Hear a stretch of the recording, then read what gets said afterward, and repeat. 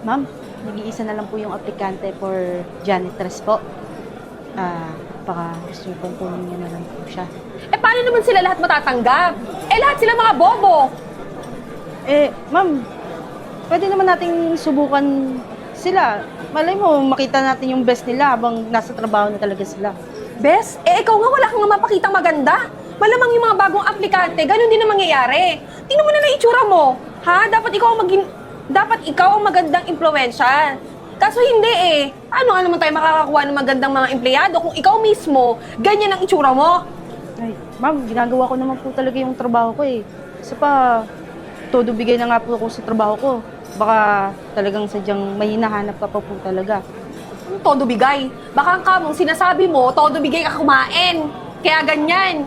Ano ka ba naman, Yvette? Katulad yung mga aplikante natin na yan, malamang mga bobo din yan eh, katulad mo. Ma'am, pasensya na po ha, pero kung talagang may problema po kayo, pwede niyo naman po sabihin sa akin para nagagawa ko naman po talaga kung anong gusto niyo sa trabaho.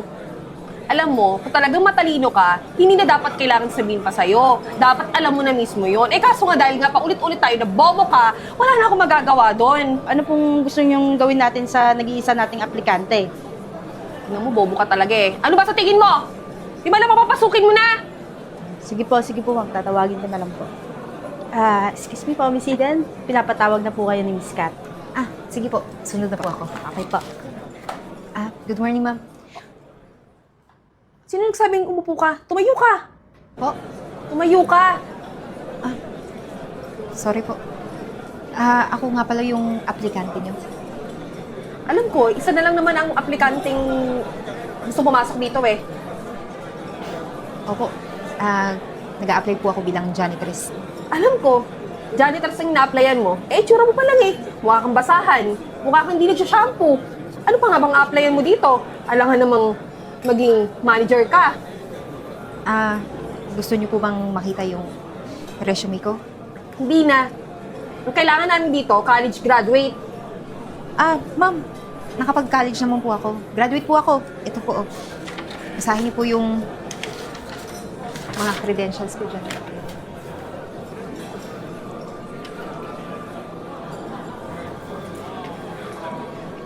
Eh, hindi ka pa rin tanggap. Bakit po, ma'am? Ang mga kailangan ng empleyado dito, cum laude. Ma'am, cum laude naman po ako. Tingnan niyo po dyan, basahin niyo po yung credentials ko.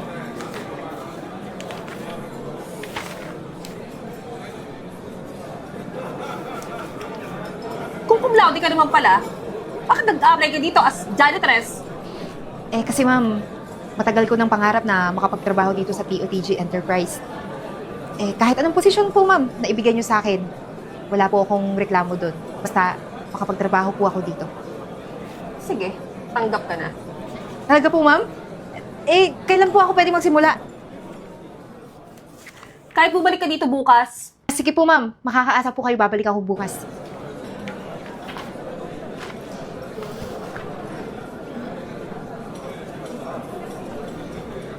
Good morning po, ma'am. ano, hindi ka pa rin ba tapos? Tapos na po yung lobby, ma'am. Dito na lang po. Alam mo ba na maraming nagre-reklamo sa'yo? Sa kumpanyang to? Ma, bakit po? Wala naman po akong ginagawang masama. Yun na nga, wala kang ginagawa. Kaya, tingnan mo, ang dami nagre-reklamo, kesyo makalat daw, na hindi ka naglilinis. Bakit? Ano bang ginagawa mo dito? Ha? Ma'am, hindi po yan totoo. Ginagawa ko naman po lahat ng trabaho ko.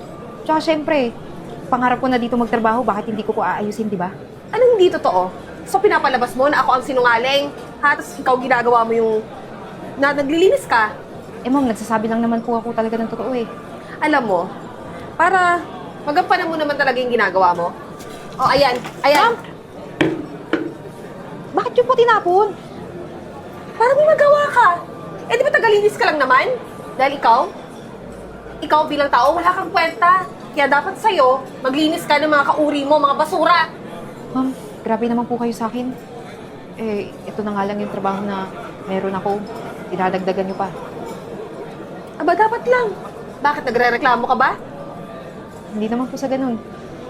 Pero sige ma'am, gagawin ko na lang po na maayos yung trabaho ko para maging masaya kayo. Bilisan mo na! Sige po. Kailangan ko nalakihan yung sinisingil ko sa'yo. Aba, nagdududa na sila dito. Naghihinala na sila. Ano? Ayaw mo? 2 milyon lang naman to ah. Malaki ba yun? Kung ayaw mo, sige okay lang. Alam mo naman na nasa akin lahat ng database. Pwede ko naman ito ibigay sa iba. Kung nagdadalawang isip ka. Kaya nga, kung ako sa'yo, ibigay mo na yung 2 milyon. Diba? Para tayo makikinabang nito eh. Sige. Asahan ko yan ah.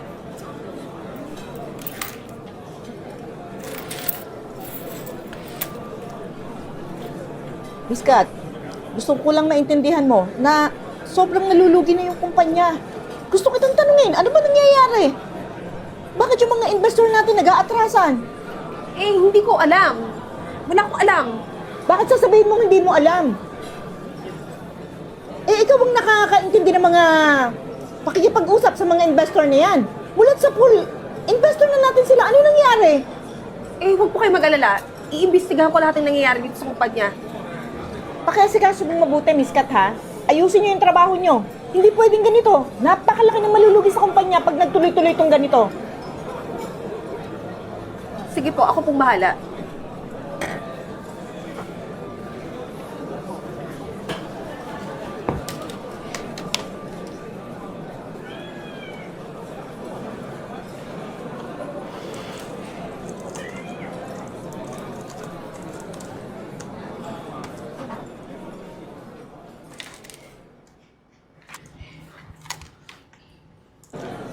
Hoy! Ay, ma'am! Pasensya na po nililinis ko po yung laptop. Maalikabok po kasi. Ano ginagawa mo? Bakit hinahawakan mo yung computer ko? Nililinisan ko nga po. Maalikabok, kaya po nandito ako. Pasensya na po. Pati napaupo na rin ako eh. Pasensya po talaga. Teka lang, may nakita ka ba dyan? May pinakalaman ka, no? Wala po ma'am, hindi po ako marunong mag-operate itong laptop. Hindi ako naniniwala sa'yo. Lumapit ka rito! Sinungaling ka! Sinungaling ka! Ma'am, hindi naman po ako nagsisinungaling. Kahit tingnan niyo po, wala naman po nabago dyan. Eh, ba't kailangan nakaupo ka pa? Medyo napagod din po kasi ako. Yung tuhod ko sumasakit. Pinagloloko mo ba ako babae ka? Hindi ako naniniwala sa'yo eh. May ginalo ka dyan sa laptop ka, no? Wala po ma'am. Wala po talaga. Promise po. Alam mo, you're fired! Ma'am? Bakit po? Wala naman po akong ginawang masama. Aba, nagulat ka pa? Basta sinabi ko, tanggal ka na! Ma'am,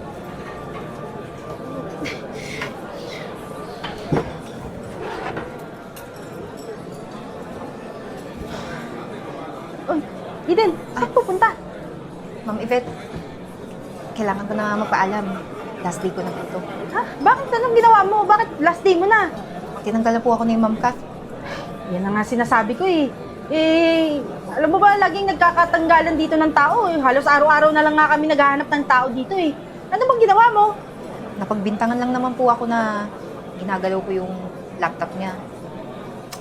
Yan na nga sinasabi ko. Lahat ng lumalapit yan sa table niya natatanggal. Alam mo bang laging tamang hinala yung babaeng yan? Wala po ako magagawa. Desisyon niya yun, kaya kailangan ko sundin. Pero maraming salamat po sa mga oras na nagkasama tayo dito sa company to. Ako, walang ano man, pero nahawa ko sa'yo eh. Alam mo bang matagal na rin ako dito eh. Kasi pa, wala na rin akong inaasahang promotion dito. Parang hanggang dito na lang din ako sa encoder na position. Hanggang tumandaan na siguro ako dito. Ilang taon ka na ba dito? Ano na rin, 5 years na rin ako dito eh. Hanggang encoder na lang talaga yung promotion na kayang ibigay sa akin dito hanggat nandiyan yung cut na yan. Ganun po ba? Sige lang po, at least may trabaho kayo, di ba? Hindi kayo tinanggal. Pinagtsatsagaan ko na rin kasi gustong-gusto ko rin naman po sana dito sa company to. Isa pa, may alam naman din po sana ako sa mga trabaho ni Kat. So lang, masyado siyang maselan pag may lumalapit po sa table niya. Hindi naman siya humingi ng tulong kapag tungkol na sa trabaho niya. Ganun ba? Pero huwag kang mag-alala. Magbabago yung lahat ng sistema dito sa company to. Seryoso ka ba silang sasabi mo? Parang may alam ka dito sa company to Wala naman. Nakikita ko lang. Ganun di sana nga. Sige, baka kailangan mo na rin umalis. May gagawin pa ako eh. Sige po. Salamat Yeah, po. ingat ulit, ka, ah. ah. Ikaw din po. At bakit niyo naman ako pinatawag, ma'am? Pinatawag kita para ipaalam ko sa'yo na ang kumpanya ay talagang nalulugi na. At wala akong choice kundi ibenta ko to sa iba. Dahil may nagbebenta ng database dito sa mga kalabang kong kumpanya. Paano hindi nga malulugi? Hala, dapat ipakulong mo yung nagbebenta na yan. Hindi dapat ganyan. Talagang makukulong siya. Talagang makukulong kung sinong may gawa dahil napakatibay ng hawak ng ebidensya. At anong ebidensya naman yan, Aber? May isang taong nagpasa sa akin ng matibay na katibayan at ang tinutukoy niyang gumagawa ng kaanumalyahan dito, walang iba kundi ikaw, Miss Kat. At sino naman yan? Ako. Ako ang matibay na ebidensya. Teka, sandali. Paano ikaw? Janitress ka lang naman, di ba? Gusto mo malaman yung totoo? Nag-apply ako dito bilang janitress. At masaya ako kasi tinanggap mo. Dahil ang totoo niyan, tumawag sa akin yung nanay ko. Hello, anak. Hello, ma. Sobrang sakit na ng ulo ko dito, anak. Kailangan kitang umuwi. Ano? Bakit? Ano bang nangyari dyan? Nalulugi na yung kumpanya natin. At may nagtatraidor. Kinakailangan ko yung tulong mo. Wait lang, ma. Kasi sa pagkakaalam ko, bago ako pumunta dito ng Amerika, maayos yung company, maayos yung pamamalakad. Kaya nga, kailangan ka umuwi. Dahil hindi ko ito magagawang mag-isa. Para mabuko kung sinong gumagawa ng anomalya dito sa kumpanya. Okay, kung yan yung sinabi mo, at parang nafe-feel ko din na may nagtraidor talaga dyan, kung nalulugi na talaga yung company, sisiguraduhin ko sa lalong madaling panahon, uuwi ako dyan. At huwag kang mag-alala dahil malalaman natin kung sino yung traidor na yun. Sige anak, antayin kita agad ha. Sige po, ma. Okay, bye.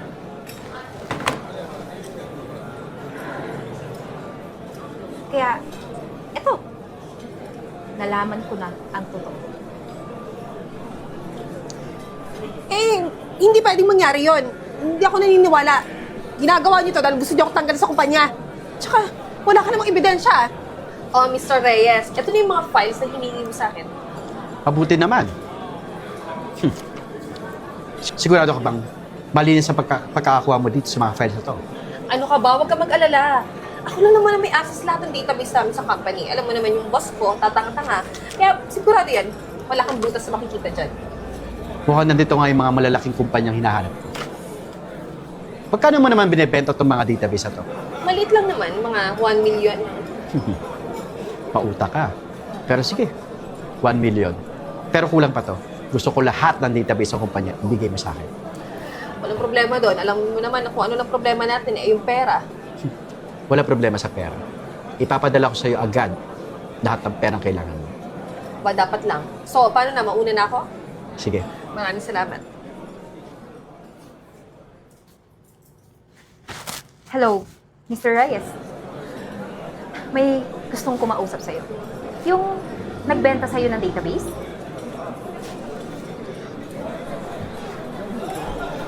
Mr. Reyes? Akala ko ba'y malinis lahat ng database na binigay mo sa akin? Teka lang naman. Bakit mo naman ako binuko? Hindi mo ba alam kung sino yung nakamangga mo? Si Eden Heruela. Isa sa pinakamagaling na lawyer dito sa bansa natin. Hindi pwede. Catherine, ayoko na. Ina-atras ko lahat ng transaksyon natin dahil ayoko madamay dito. O ngayon, wala ka nang magagawa. Wala ka nang bigkas. Kasi hindi lang si Mr. Reyes ang kinausap ko. Pati yung lahat ng contacts ng clients. Lahat sila natakot na makasuhan ko sa pagbili ng database ng illegal. Alam mo, kahit kausapin mo si Reyes at sino may sinasabi mo, hindi niyo pa rin ako mapapakulong. At bakit?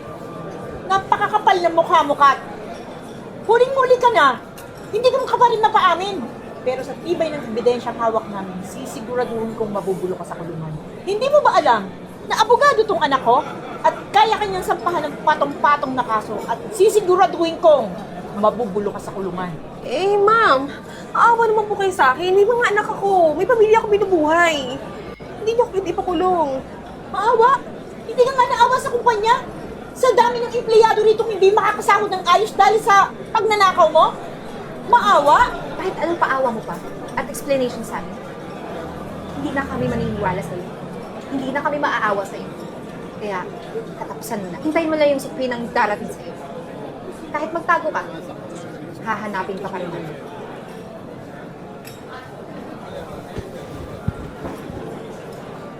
Anong ginagawa mo dito? Hindi naman ako pumunta dito para bisitahin ka. Nandito ako para masiguro na mabubulo ka na dito.